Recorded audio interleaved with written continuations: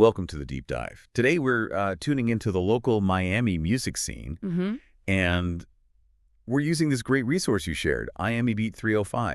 It really feels like it throws you right into what's happening musically down there. It really does. It's like a digital key, you could say. It gives you a look inside Miami's current musical vibe. Yeah. And it seems clearly built to, connect people with the artists and DJs who are actually making the sounds there. Exactly. It feels like more than just a listings page, doesn't it? Okay. It's really set up to, boost the local talent.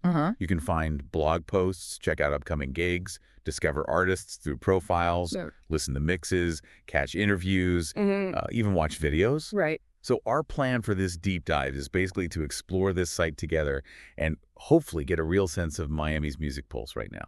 Okay, sounds good. And, well, if you want to feel that pulse, live events are usually the best place to start, wouldn't you say? What's actually happening on the ground. Absolutely. And MiamiBeat305 definitely delivers on that front. Just scrolling through the events page. Wow. Yeah. Sheer amount of activity is pretty striking. And one name keeps popping up again and again, Casino Miami. Ah, okay. That's interesting. A specific venue focus. Yeah. So we're seeing a real, consistent flow of shows happening right there. Totally. Looking ahead, they've got Pedrito Calvo Jr. listed for April 12th, 2025. Okay, wow, planning ahead. And Timba Live on January 11th, 2025.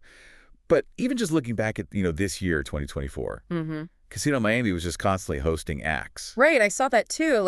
Who? Well, let's see. Clockwork was there in August. Yeah. Carol Alonso played multiple times, August and July. Okay. Timberlake again in September. Luz Bofill in August. Pedrito Calvo Jr. also played back in August. So Pedrito Calvo Jr. and Timberlake are repeat performers then? Seems like it. Oh. Plus, Ludwig Cornejo, La Banda Comanda, Nick and Taya, Reaction Bandem, all in just July and August of 24. That's a busy couple of months just for one place. And Lucy Grau performed there recently, too, that was featured. Right. Doesn't make you wonder, doesn't it, this concentration at Casino Miami? Yeah. I mean, does it suggest a certain sound is really popular there? Or maybe the venue is just a big supporter of, local Latin scenes or specific genres? Could be. It definitely paints a picture of a very active spot. And it wasn't only Casino Miami, though, was it? I saw Tito Puente Jr.'s performance at Premios Juventud 2024 was also highlighted. Oh, good catch.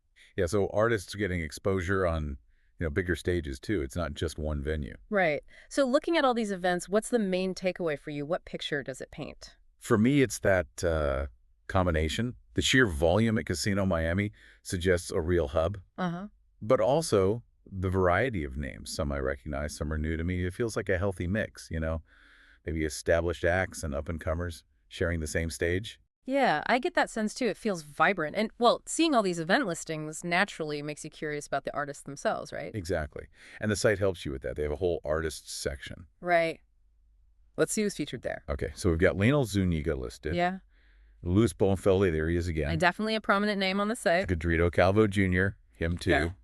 Yeah. Jennifer Almeida, who goes by Jen All. Jen All. Okay. And the React Station Band. It's good that they spotlight specific artists like this, and I think you mentioned they have dedicated pages for them. Yeah, it seems like you can click through for more info, probably bios, maybe music samples, links, that kind of thing. So it's not just a name on a list. You can actually, start to explore their work. Right. It connects the dots. You see a cool event, then you can immediately find out more about the performer. It makes discovering new music pretty easy. It really facilitates that connection, yeah. And, beyond just seeing who's playing where, hearing from the artist is always fascinating. Did you see the interview section? I did. They have this thing called the Miami Beat Show. Looks like a regular series. Oh, cool. Any examples jump out? Yeah, there was one with Migdianis and El Toro Loco Show from May this year. Okay. An interview with Edwin Bonilla, listed as EP12. Another with Leo Garcia from Timba Live. Ah, Timba Live again. They seem pretty central. They really do.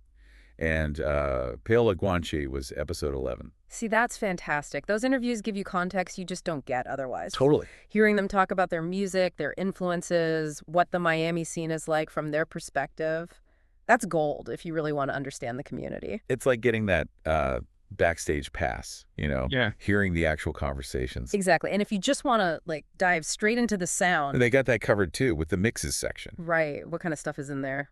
Looks like a pretty good mix, actually. There's a hip-hop mix 24/7 and a mix show 77, both by someone called J. Leo Miami. Okay, hip-hop covered. Then there's an Amapiano and Afrobeat mix Chap 1 by Orly DJ. Oh, interesting. Amapiano and Afrobeat are huge right now. Yeah.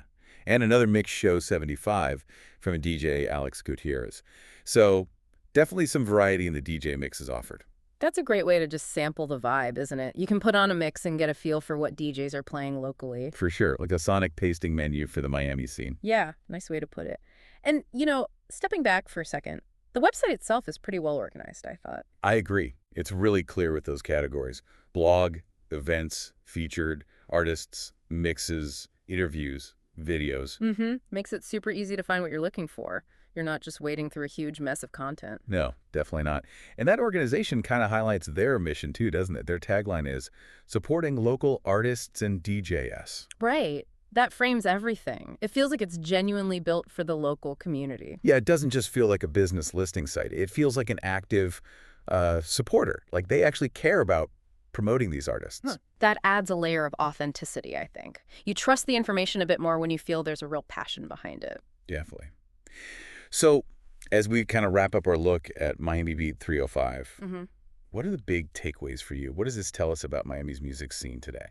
Well, for me, it paints a picture of a scene that's really alive and quite diverse. You've got that hub around Casino Miami, sure, but also featured artists, interviews giving depth, and mixes showing different genres. It feels dynamic, engaged, like things are happening. I totally agree. It feels like a fantastic starting point if you're curious about Miami music right now.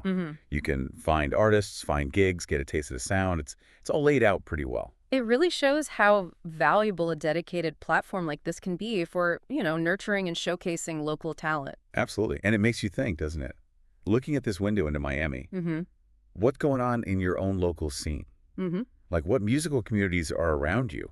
And how are they being supported or documented? Are there other resources like this or maybe gaps? That's a great question to leave people with, thinking about your own musical backyard. Exactly.